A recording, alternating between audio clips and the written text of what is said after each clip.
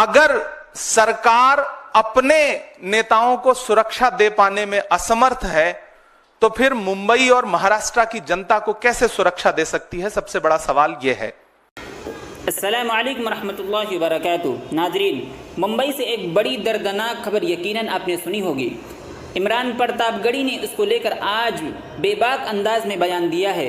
मुंबई के मशहूर व मारूफ मुसलमान सियासतदान लीडर बाबा सिद्दीकी, जिनका फिल्मी बॉलीवुड मशहूर व मारूफ अदाकार उनके चहीते माने जाते थे, और जब शाहरुख खान और सलमान खान के दरमियान आपस में तनाव चल रहा था तो उन्होंने ही दोनों की सुलह कराई थी। उन्हीं लीडर का कल बेदर्दी के साथ हफ्ता की रात में उनको गोलियों से भूनकर कत्ल कर दिया गया। यह देखते ही देखते यह खबर यकीनन पूरे हिंदुस्तान में फैल गई और मशहूर मारूफ लीडरान और बॉलीवुड अदाकार गमो गुस्सा का इजहार कर रहे हैं। कांग्रेस पार्टी के सांसद इमरान प्रतापगढ़ी और अवैसी साहब ने उसको लेकर बयान दिया है। नाजरीन, आप हजरात की खिदमत में उनके बयान की वीडियो पेश कर रहे हैं। वीडियो शुरू करने से पहले गुजारिश है कि वीडियो को लाइक करें और बाबा सिद्दीकी के लिए कमेंट बॉक्स में दुआया जुमला ज़रूर लिखें। धन्यवाद रागिनी जी। हमारी सहयोगी रागिनी नायक जी ने अभी विस्तार से कल के घटनाक्रम के बारे में बताया। बाबा सिद्दीकी की हत्या बहुत ही दुखद है। कांग्रेस पार्टी के राष्ट्रीय अध्यक्ष मल्लिकार्जुन खड़गे जी ने, नेता प्रतिपक्ष लोकसभा में आदरणीय राहुल गांधी जी ने ट्वीट करके अपनी संवेदना परिवार के प्रति और एक निष्पक्ष जांच की मांग की है। मैं महाराष्ट्र से सांसद हूं और कल की घटना से बहुत हैरत में हूं कि मुंबई, जो कि इस देश की आर्थिक राजधानी है, जो राज्य चुनावी मोड में है, जहां इंटेलिजेंस से लेकर के तमाम एजेंसियां सक्रिय हैं, वहां सरकार से जुड़ा हुआ एक हाई प्रोफाइल नेता, जिसे 15 दिन पहले सूत्र बताते हैं मीडिया के कि धमकी मिली, उसके बाद उनकी सुरक्षा बढ़ाई गई, उसे सरेआम दिन दहाड़े गोलियों से भून दिया जाता है, उसकी हत्या हो जाती है। अगर सरकार अपने नेताओं को सुरक्षा दे पाने में असमर्थ है तो फिर मुंबई और महाराष्ट्र की जनता को कैसे सुरक्षा दे सकती है? सबसे बड़ा सवाल यह है। बाबा सिद्दीकी कोई आम व्यक्ति नहीं थे। 3 बार के विधायक, मंत्री, मौजूदा समय में उनका बेटा विधायक, और सरकार जो डबल इंजन नहीं बल्कि ट्रिपल इंजन है महाराष्ट्र की सरकार में, उसके एक इंजन यानी कि अजीत पवार जी के करीबी नेताओं में से थे। उनकी हत्या हुई सरेआम। यह महाराष्ट्र में कानून व्यवस्था रसातल में जाने का सबसे बड़ा परिणाम है। इसकी जिम्मेदारी सीधे सीधे भाजपा के देवेंद्र फडणवीस जी की है। मुख्यमंत्री जी से ज्यादा गृहमंत्री की जिम्मेदारी है। मैं तो यह कहूंगा गृहमंत्री को आगे बढ़कर के जिम्मेदारी लेनी चाहिए। महाराष्ट्र में कानून व्यवस्था बुरी तरह से विफल है। बदलापुर से बांद्रा तक आप जहां भी देखेंगे महाराष्ट्र में ना तो बच्चियां सुरक्षित हैं, ना बेटियां सुरक्षित हैं, ना व्यवसायी सुरक्षित हैं, ना राजनेता सुरक्षित हैं। महाराष्ट्र पूरी तरह से कानून व्यवस्था के नाम पर कोलैप्स हो चुका है, जिसका जिक्र राहुल गांधी जी ने भी किया है, मल्लिकार्जुन खड़गे जी ने भी किया है। हम कांग्रेस पार्टी की तरफ से एक निष्पक्ष जांच की मांग करते हैं, पारदर्शी जांच की मांग करते हैं, ताकि अलग अलग कहानियों के बजाय जो सच्ची बात है वो निकल करके सामने आ सके और जो इसके दोषी हैं उन्हें सजा मिल सके। बहुत दुखद घटना है। मुंबई और महाराष्ट्र के लोग डरे हुए हैं इस घटना से। लगातार लोग जो फीडबैक दे रहे हैं, जो उनकी सूचनाएं आ रही हैं, फोन कर रहे हैं कि इस घटना ने उन्हें चौंका दिया है। और पुलिस पूरी तरह से, जिस दिन सड़क पर हो, दशहरे का दिन है, त्योहार का दिन है, जिस दिन सुरक्षा व्यवस्था बहुत ज्यादा सड़कों पर होती है, पुलिस के हाथ में पूरी तरह से सुरक्षा व्यवस्था होती है, सजग होती है पुलिस, उस दिन इस तरह की घटना होना, हत्यारे रेकी करते हैं, रेकी करने के बाद हत्या करते हैं, खुलेआम चैलेंज करके हत्या करते हैं। यह सरकार के इकबाल पर गोली चलाई गई है, कानून व्यवस्था के इकबाल पर गोली चलाई गई है और अंततोगत्वा हत्या हो गई। पुलिस रोक पाने में नाकाम रही। तो मुझे लगता है कि महाराष्ट्र के गृह मंत्री को जिम्मेदारी लेनी चाहिए, उन्हें इस्तीफा देना चाहिए। महाराष्ट्र की जनता यह कह रही है और कांग्रेस पार्टी की तरफ से हम ये डिमांड करते हैं कि एक निष्पक्ष कमेटी बनाइए, जांच, जल्द से जल्द जांच रिपोर्ट महाराष्ट्र के सामने, देश के सामने आए, ताकि महाराष्ट्र के लोगों का डर खत्म हो सके। हम इस दुख की घड़ी में जिशान सिद्दीकी जो विधायक हैं महाराष्ट्र असेंबली के, हम उनके प्रति अपनी संवेदना प्रकट करते हैं, बाबा सिद्दीकी के परिवार के प्रति अपनी संवेदना प्रकट करते हैं। एक हाई प्रोफाइल व्यक्ति जो समाजसेवी भी था, जिसे मुंबई पहचानती थी, ऐसे व्यक्ति का मर्डर बहुत ही चिंता का विषय है, बहुत अफसोस का विषय है। हम दुख प्रकट करते हैं। आपके सवाल आमंत्रित हैं, अगर सवाल हो तो। जी।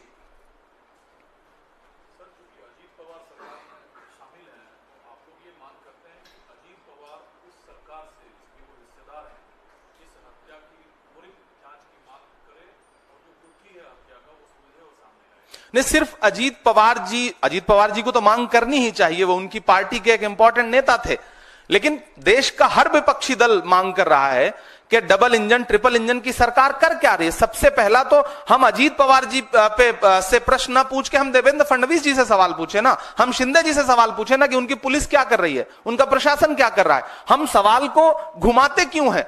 हमें तो सीधे सीधे महाराष्ट्र की सरकार से, वहां के गृहमंत्री से सवाल पूछना है कि कैसे हत्या हुई, बाकायदा चैलेंज करके हत्या हुई। तो ये तो सीधे सीधे आपकी जिम्मेदारी है, आगे बढ़िए, जवाबदेही लीजिए। अजीत पवार जी सवाल पूछे ही पूछे, हम सारे लोग सवाल पूछ रहे हैं, मीडिया भी सवाल पूछे कि अगर जंगल राज ये नहीं है तो फिर जंगल राज किसे कहते हैं। दिन दहाड़े हत्या हो रही है, मुंबई जैसे, बांद्रा जैसे पॉश इलाके में हत्या हो रही है, तो फिर जंगल राज तो यही है ना। क्या फिर जंगल राज सिर्फ गैर शासित भाजपा राज्यों के लिए शब्द इजाद किया गया है? असल में तो जंगल राज यही है जो महाराष्ट्र में, मुंबई में कल दिखाई पड़ा।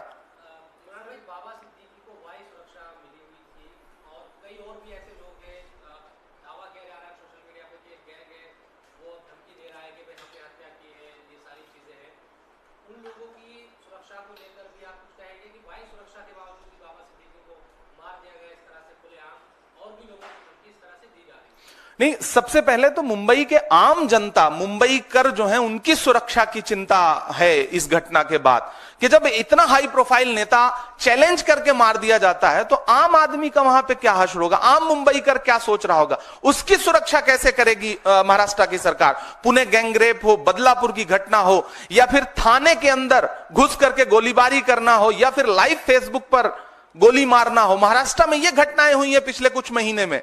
तो आम जो जनता है, मुंबई कर है, जो महाराष्ट्र के आम लोग हैं, उनकी सुरक्षा सबसे बड़ा चिंता का विषय है। दूसरी महत्वपूर्ण बात यह कि सोशल मीडिया पे कौन क्या जिम्मेदारी ले रहा है। मुझे तो लगता है कि गृहमंत्री को जिम्मेदारी लेनी चाहिए, उन्हें आगे आकर के इस हत्या पर खुद अपने कदम पीछे ला करके कहना चाहिए कि जवाबदेही मेरी बनती है, मैं इस्तीफे की पेशकश करता हूं, क्योंकि मैं महाराष्ट्र के लोगों को सुरक्षा देने में असफल रहा हूं। सच्चाई तो यह है। बाकी उसकी भी पुष्टि करना, जो सोशल मीडिया पे पोस्ट तैर रही है, उसकी पुष्टि करने का काम भी तो महाराष्ट्र प्रशासन का ही है, मुंबई प्रशासन का है। प्रशासन क्या कर रहा है, सबसे बड़ा सवाल यह है।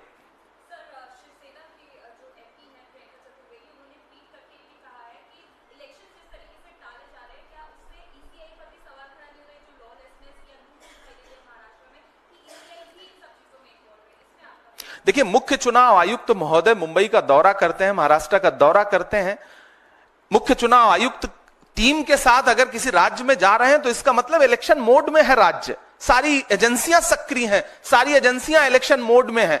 ऐसे में जब सारी एजेंसियां सक्रिय हैं, उसके बाद इतनी बड़ी घटना हो रही है, तो यह तो बहुत बड़ा सवालिया निशान है, न सिर्फ राज्य के प्रशासन पर बल्कि केंद्र के प्रशासन पर भी बहुत बड़ा सवालिया निशान है। तो मुझे लगता है कि प्रियंका जी ने जिस संदर्भ में यह बात कही है, महाराष्ट्र के, झारखंड के इलेक्शन जिस तरह टाले गए, तो मुझे तो सरकार से, महाराष्ट्र की सरकार से पूछना है, भाजपा सरकार से पूछना है कि क्या आप इस तरह से चुनाव का आगाज कर रहे हैं, खूनी आगाज कर रहे हैं महाराष्ट्र में, जो कल्चर नहीं है, जहां राजनीति में बड़ी शुचिता और बड़ी सादगी है, वहां आप इस तरह से एक चुनावी आगाज कर रहे हैं।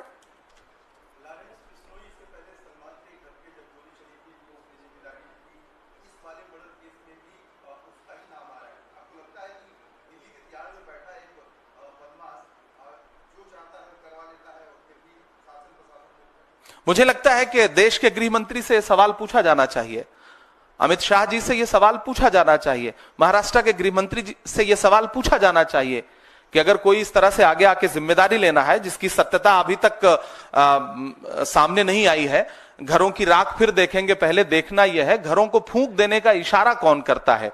तो इसके पीछे असली कहानी क्या है वो देश के सामने तब आए जब जांच एजेंसियां एक कमेटी बना करके निष्पक्ष जांच रिपोर्ट देश के सामने रखें, तब मुझे लगता है कि ज्यादा बेहतर जांच और पारदर्शिता सामने आ सकेगी। अभी तो सबसे बड़ा सवाल, अगर कोई जिम्मेदारी ले रहा है तो सबसे बड़ा सवाल देश के गृह मंत्री का है कि किसी बाहर बैठ के किसी दूसरे राज्य की जेल में बैठ के कोई इतनी बड़ी घटना अंजाम दे रहा है, तो गृह मंत्री से सवाल है।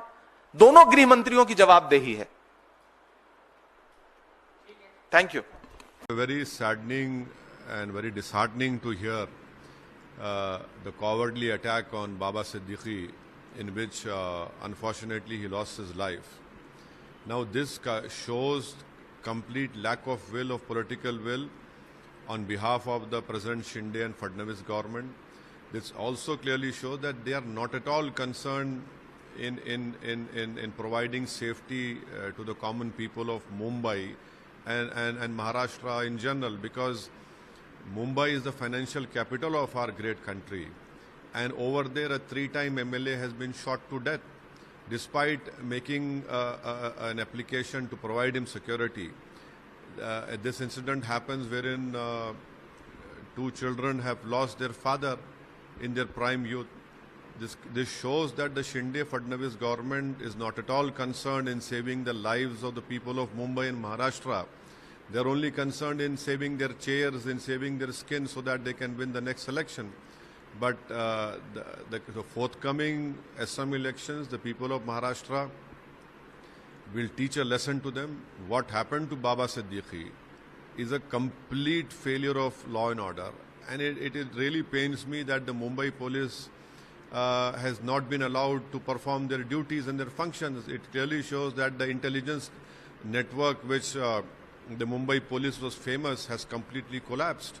And that is why we see that ex-MLAs and a 3-time MLA who happens to be also part of the ruling alliance. You cannot protect the life of a person who was part of our alliance. What sort of message is the Fadnavis Shinde government sending to the people of Maharashtra?